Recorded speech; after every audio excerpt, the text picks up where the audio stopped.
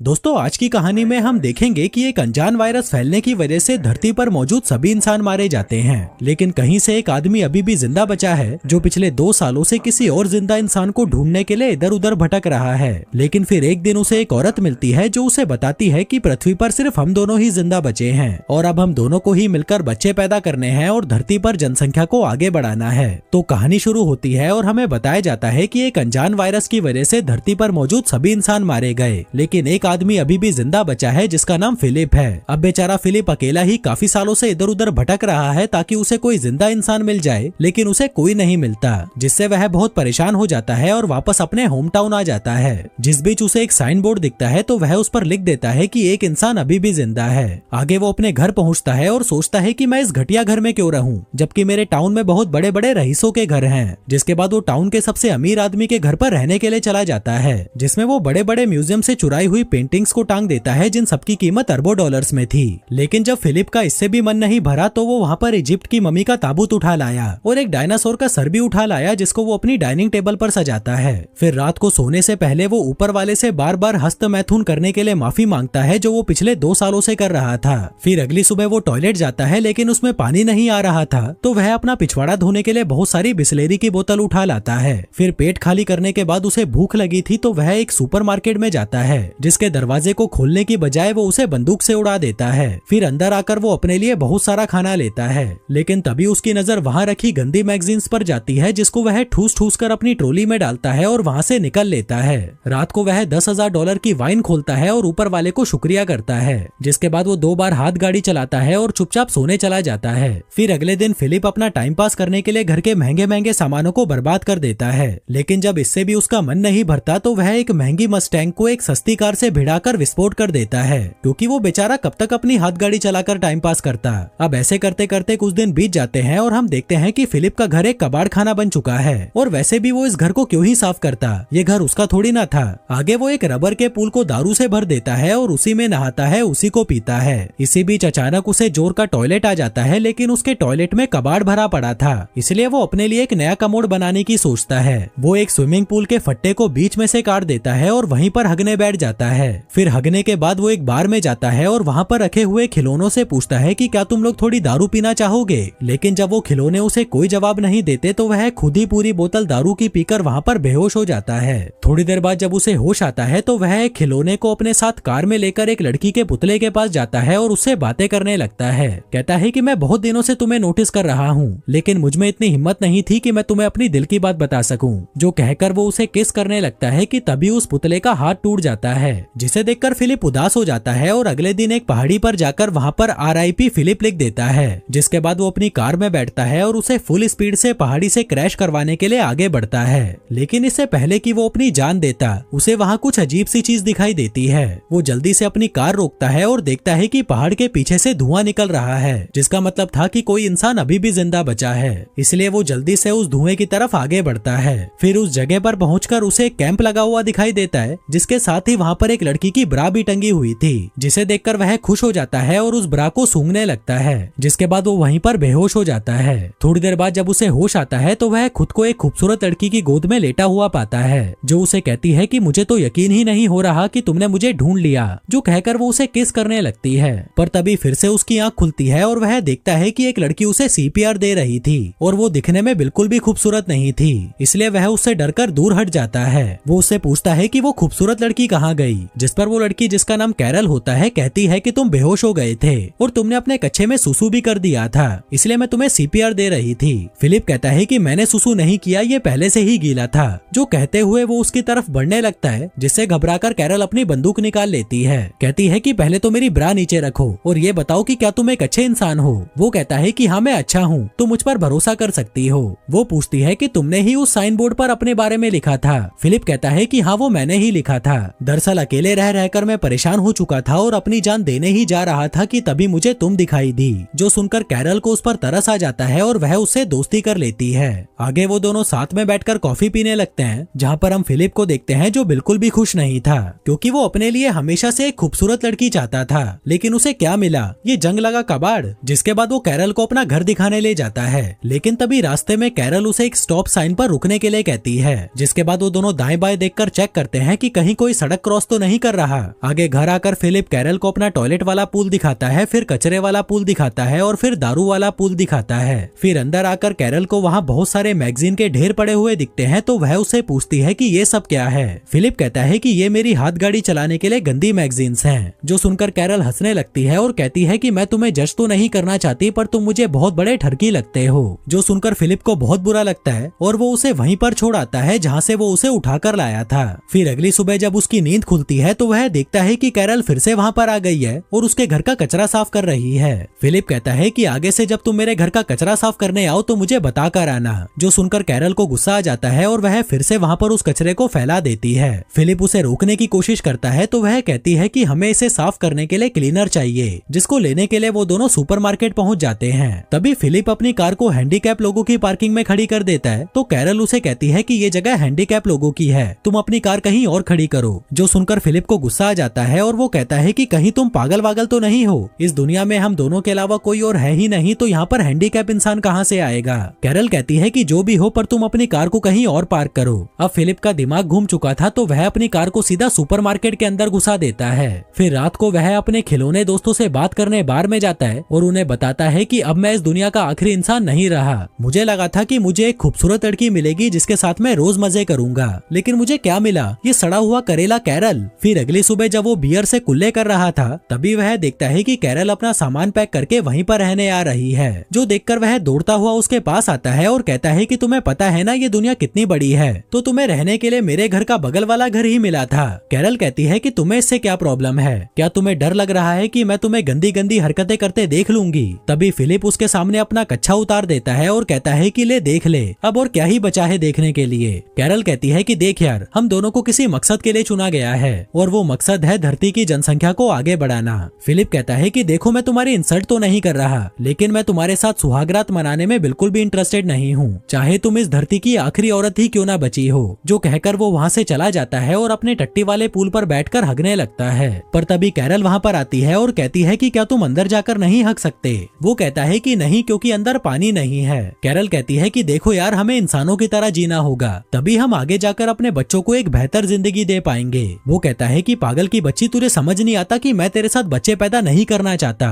वो कहती है कि ठीक है, लेकिन मुझे खाने के लिए फ्रेश फ्रूट्स और वेजिटेबल्स चाहिए, क्या तुम्हें नहीं चाहिए वो। फिलिप कहता है कि मुझे इससे कोई फर्क नहीं पड़ता। तभी कैरल अपनी पॉकेट में से एक टमाटर निकालती है और उसे चिढ़ाते हुए खाने लगती है। वहीं उसको टमाटर खाता देख फिलिप भी 2 साल पुराने डिब्बे में पैक टमाटर खाने लगता है, लेकिन उसे वो खाने में मजे नहीं आ रहे थे, तो वह रात में चुपके से कैरल के गार्डन में घुस जाता है और उसके सारे टमाटर खा जाता है। फिर अगली सुबह कैरल उसके घर पर आती है और पूछती है कि क्या तुम्हें टमाटर खाकर मजे आए, जिस पर वो उसके मुंह पर मुंह कर जाता है और कहता है कि मुझे नहीं पता तुम क्या बोल रही हो, जिस पर कैरल उसे आतंकवादी बोलकर लंगड़ाती हुई वहाँ से जाने लगती है। फिलिप उससे पूछता है कि तुम्हारे पैर को क्या हुआ। वो कहती है कि जमीन से पानी निकालते वक्त मुझे चोट लग गई। अब उसकी ये हालत देखकर फिलिप को उस पर तरस आ जाता है, इसलिए वो उसकी पानी का जुगाड़ करने में मदद करता है, जिसमें वो एक वॉल्व से पानी के पाइप को जोड़कर पानी को कैरल के घर तक ले आता है, जिसे देखकर वह बहुत खुश होती है और उसे रात को डिनर के लिए इनवाइट करती है। फिर रात में डिनर के दौरान कैरल फिलिप को बताती है कि तुम्हारे औजार को देखकर मुझे पूरा यकीन हो चुका है कि ऊपर वाले ने हमें धरती पर जनसंख्या को आगे बढ़ाने के लिए मिलवाया है। फिलिप कहता है कि ठीक है, अगर तुम इतना ही जोर दे रही हो तो आज रात को हम कर ही लेते हैं। कैरल कहती है कि नहीं, मैं तुम्हारे साथ तब तक सुहागरात नहीं मनाऊंगी जब तक तुम मुझसे शादी नहीं कर लेते। जो सुनकर वह हंसने लगता है और कहता है कि तुम मजाक अच्छा कर लेती हो। वो कहती है कि नहीं, मैं मजाक नहीं कर रही, क्या तुम ये चाहते हो कि इस धरती पर पैदा होने वाला पहला बच्चा नाजायज हो। फिलिप कहता है कि तुम ये शादी क्यों करना चाहती हो, जबकि इस चीज का कोई मतलब नहीं है। वो कहती है लेकिन मेरे लिए मतलब है, अगर दुनिया खत्म हो गई है तो इसका मतलब ये नहीं कि हम अपने रीति रिवाज भूल जाएं। अब फिलिप को किसी भी हाल में उसके साथ इंटीमेट होना ही था, इसलिए वो उसके साथ शादी करने के लिए मान जाता है। कैरल कहती है कि पहले तो मुझे अच्छे से कहो अपने घुटनों पर बैठकर, जिस पर फिलिप अपने घुटनों पर बैठकर उसे प्रपोज करता है और कैरल उसे हाँ बोल देती है। लेकिन उसकी हाँ सुनकर फिलिप को बिल्कुल भी खुशी नहीं होती, तो वह डिनर को आधे में ही छोड़कर वहाँ से घर चला जाता है, जिसके पीछे पीछे कैरल उसके लिए खाना लेकर आती है। कहती है कि तुम्हें पता है अमेरिका का राष्ट्रपति मर चुका है, इसलिए अब हम दोनों में से ही किसी को राष्ट्रपति बनकर देश की कमान अपने हाथों में लेनी होगी।